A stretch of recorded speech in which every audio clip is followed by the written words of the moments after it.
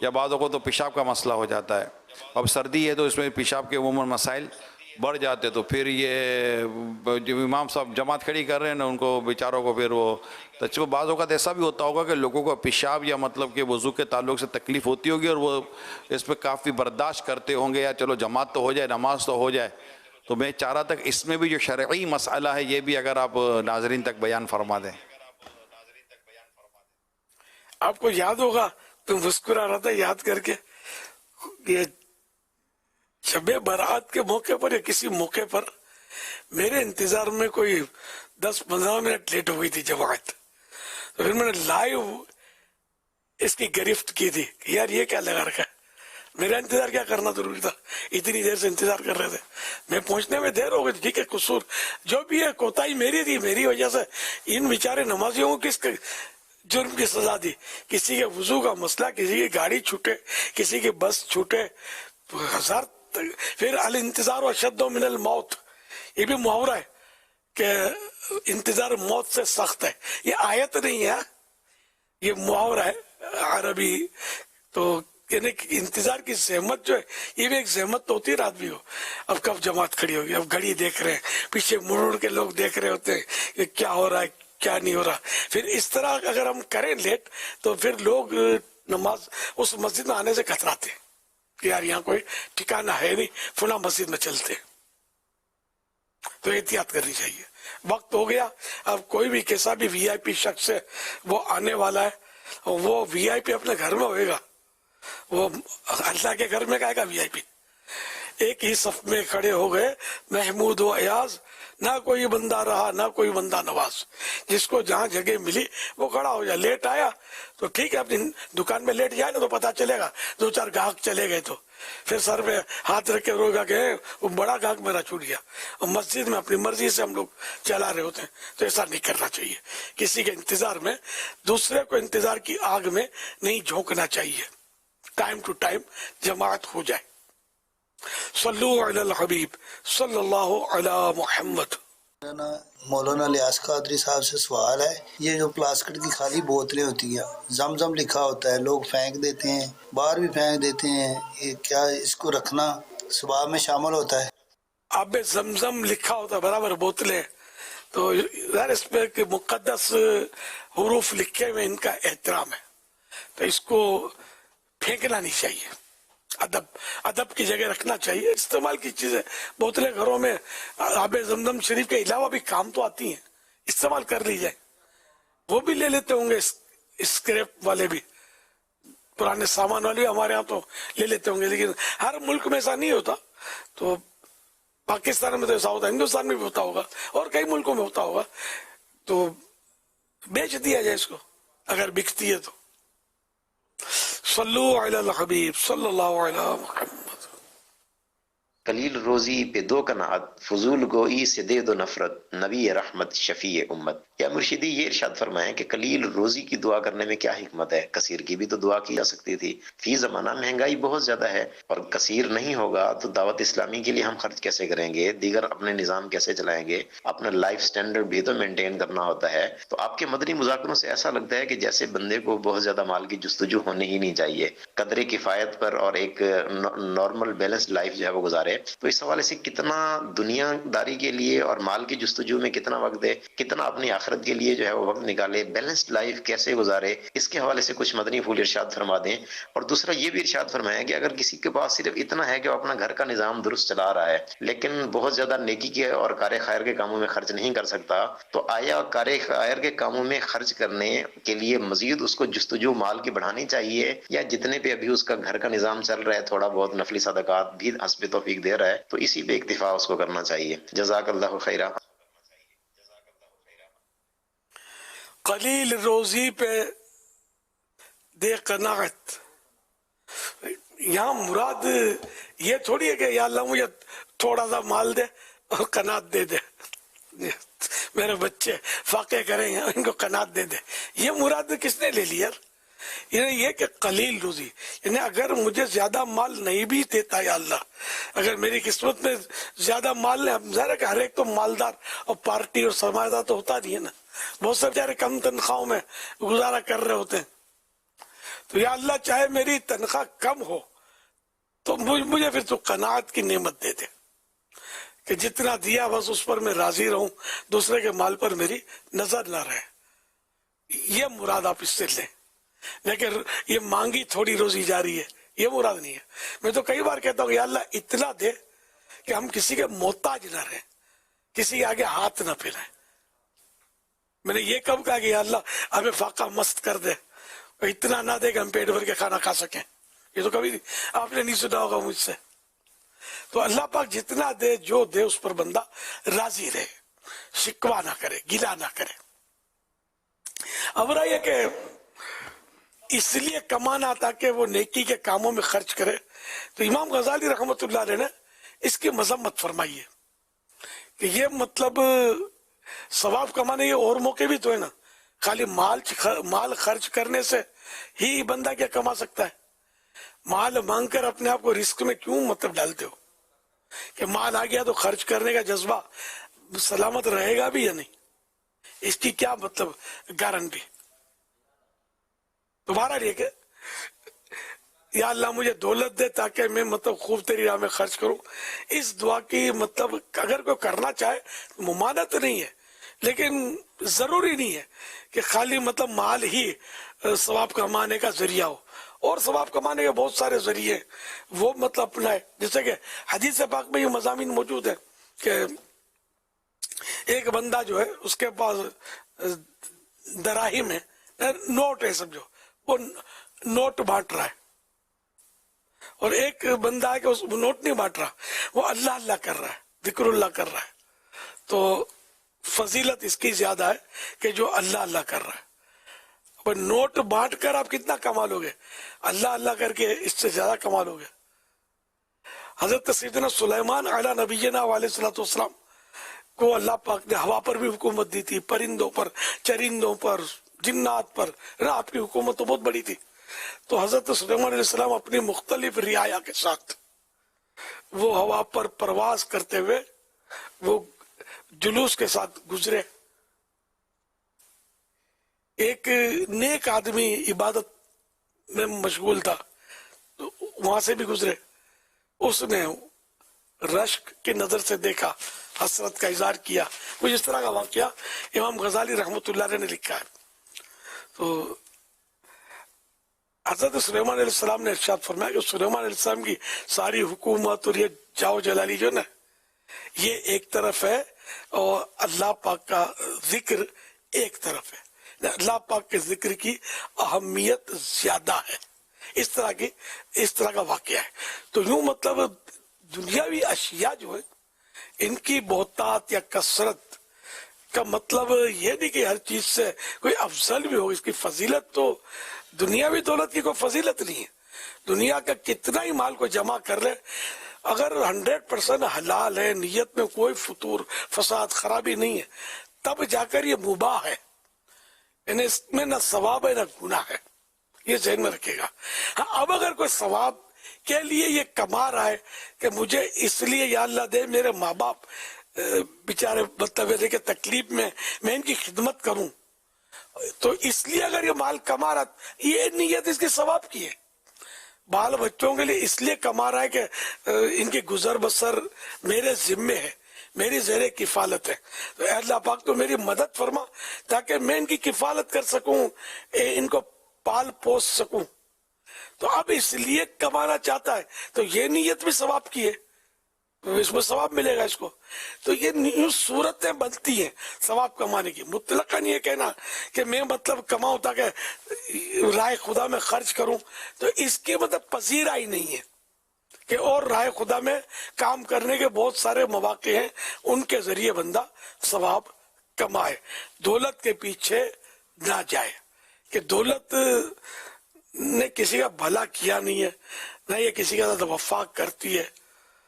دولت آتی ہے تو بندہ بہت کچھ ہو جاتا ہے، آنکھیں پھیر لیتا ہے. حضرت ابو حذیفہ رضی اللہ عنہ کسی صحابی کا واقعہ ہے کہ وہ کسی سے ناراض ہوئے، تو انہوں نے اس کو کہا کہ اللہ تعالی تیرے جان میں تندرستی اور تجھے دنیا کی دولت سے مالا مال کرے. تو امام غزالی رحمۃ اللہ نے اس کو مطلب اس معنی میں لیا کہ جب تیری جان میں تندرستی آئے گی تو تیرے اندر تکبر آئے گا، تو برباد ہوگا، اور تیرے جب مال مل جائے تاکہ تو اس دولت کے ذریعے تو گناہوں میں جا پڑے. تو یہ در حقیقت جو ظاہری الفاظ ایک صحابی کے تھے وہ دعائیہ تھے، اور چونکہ وہ جذبات میں یا ناراض ہو کر کسی نے ان پر کوئی ظلم کیا، کوئی تکلیف پہنچائی، اس وجہ سے انہوں نے یہ فرمایا. تو اب یہ اس کے لیے دعا نہیں تھی بلکہ یہ بد دعا تھی، کیونکہ یہ چیزیں جو ہے یہ مصیبتوں میں بھی تو مبتلا کرتی ہیں نا، تو بڑوں کی بڑی باتیں ہوتی ہیں. صلی اللہ تعالی علی محمد. حضور اس موضوع پر ایک تو یہ بات عرض کرنی تھی کہ ہمارے یہاں گھر پر یعنی بیوی بچوں پر اہل خانہ پر خرچ کرنے کو ثواب کیوں نہیں سمجھا جاتا، جبکہ روایتیں بڑے واضح ہیں کہ افضل صدقہ وہ ہے جو تو اپنے بیوی بچوں پر خرچ کرتا ہے. اور اس طرح بھی روایت کا خلاصہ ملتا ہے کہ میزان عمل پر جو وزنی عمل ہوگا اس میں وہ بھی صدقہ ہوگا جو کسی نے اپنے گھر والوں پر جو خرچ کیا. تو یہ گھر والوں پر خرچ کرنے کو ایک نیک عمل نہ سمجھنا، یہ بھی میرا خیال اس طرف اگر توجہ دلائی جائے. اور دوسرا یہ کہ جو قناعت یا کہ تو مجھے اس پر وہ حدیث یاد آ رہی تھی حضور کہ رسول اکرم صلی اللہ علیہ وسلم کی اس طرح حدیث ملتی ہے کہ یا اللہ محمد اور آل محمد کو با کفایت رزق عطا فرما. مفتی احمد یار خان نعیمی علیہ رحمٰن نے اس کی بڑی خوبصورت وضاحت کی ہے کہ یہ با کفایت جو ہے نا یہ بڑا جامع لفظ ہے کہ ہر ایک کی کفایت الگ ہوتی ہے. کوئی 2 افراد ہیں، کسی گھر میں 6 افراد ہیں، کسی گھر میں زیادہ ہیں، کوئی اپنے علاوہ اوروں کی بھی کفالت کر رہا ہوتا ہے. تو با کفایت رزق کے اندر بہت کچھ آ جاتا ہے کہ یا اللہ مجھے با کفایت ہے، یعنی جتنا اس کا ہے نا اللہ پاک اس کو اتنا عطا فرمائے.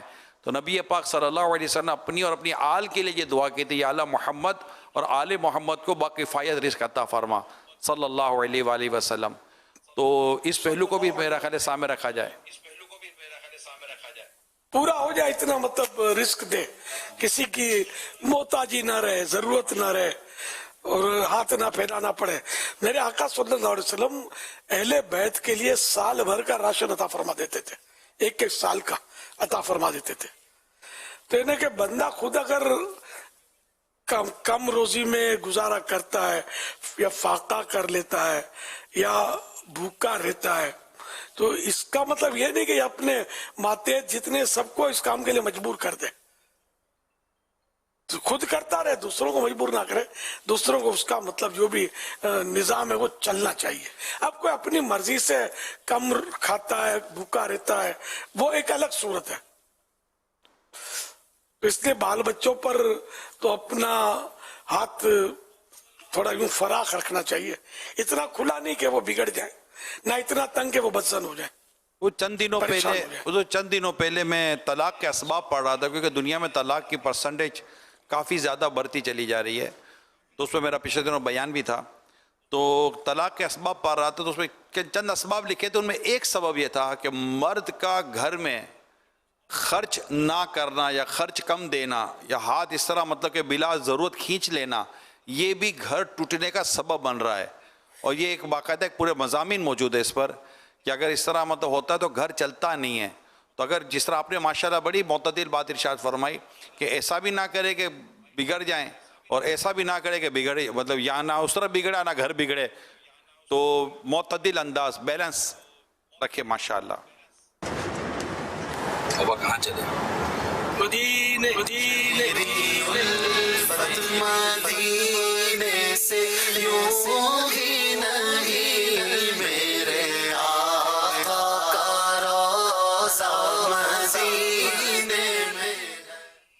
حاضر ہے در دولت پہ گدا سرکار، توجہ فرمائے سرکار، توجہ فرمائے.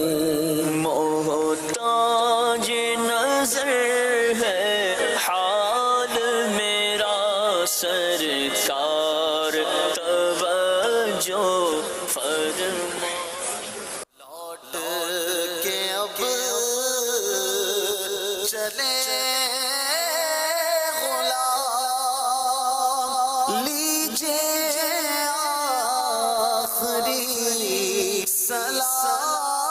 سلام لیجیے آخری سلام لیجیے آخری سلام پھر یہ غلام آپ کے لوٹ کے آئیں کس طرح پھر یہ غلام آپ کے لوٹ کے آئیں کس طرح در سے غلام آپ کے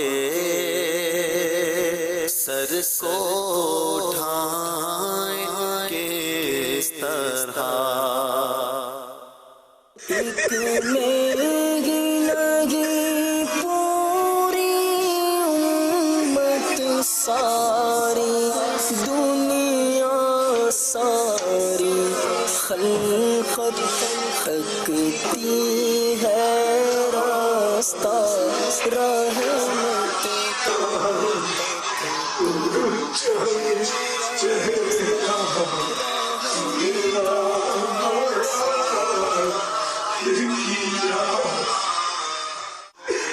تاج نظر ہے حال میرا سرکار توجہ فرمائے سرکار توجہ فرمائے مدینہ چھوڑ آئے ہیں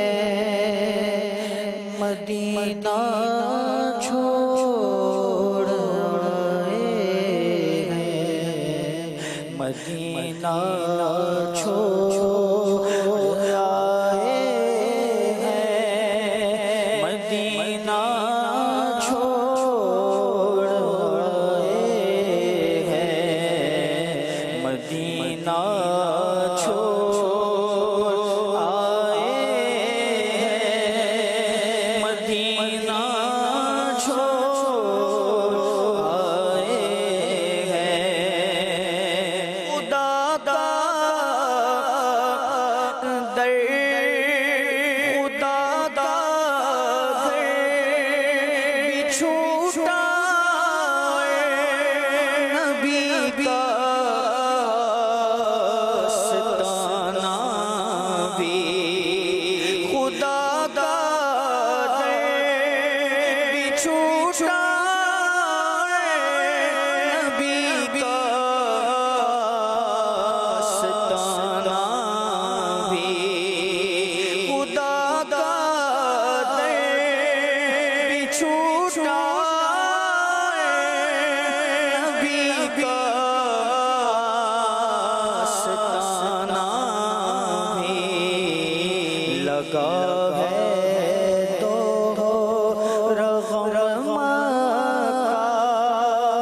مدینہ چھوڑ آئے ہیں مدینہ چھوڑ آئے ہیں مدینہ چھوڑ آئے ہیں مدینہ چھوڑ آئے اپنی دنیا چھوڑ آئے ہیں مدینہ چھوڑ آئے اپنی دنیا چھوڑ آئے ہیں ہمارے پاس جسنا تھا سا چھوڑ آئے ہیں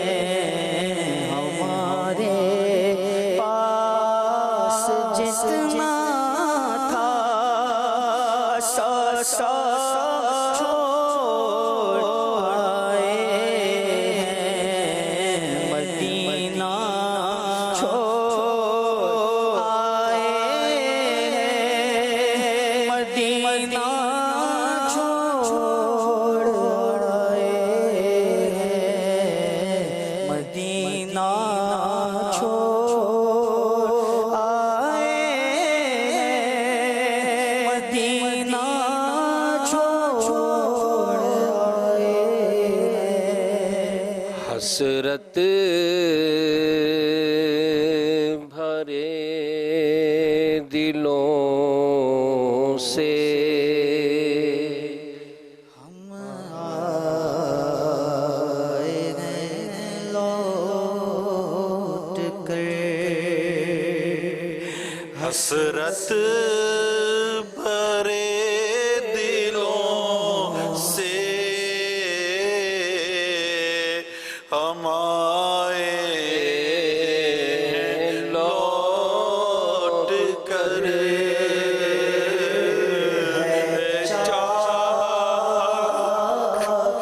چاک ہجر میں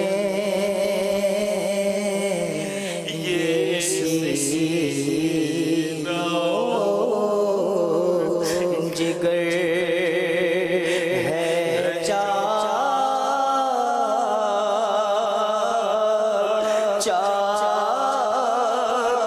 ہجر میں یہ سینہ جگر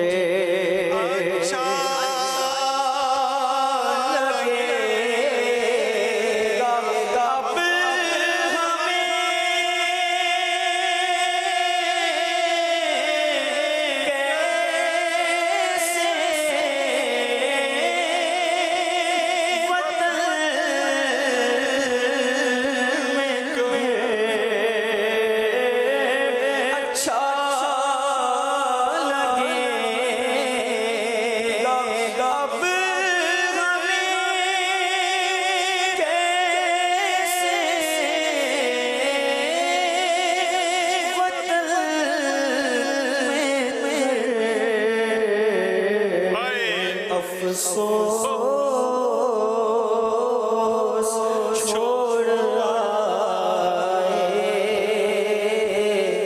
محمد کا پاک در، افسوس